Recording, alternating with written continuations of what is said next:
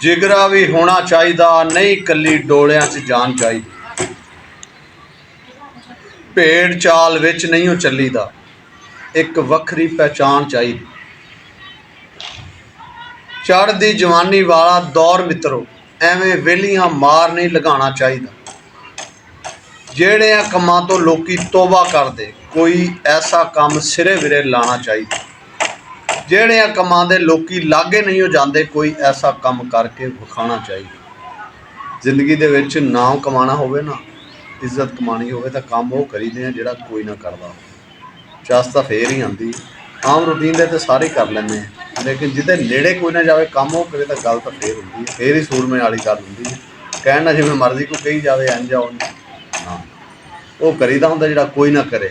जग तो वखरा करीदा, फिर ना बनता, उंज नहीं बनता। तो करीदा चंगा ही हुंदा, गंदा नहीं करीदा भी गंदे दे विच ना बन जाए। नहीं, चंगा करके ना बनाईदा हुंदा, गंदा करके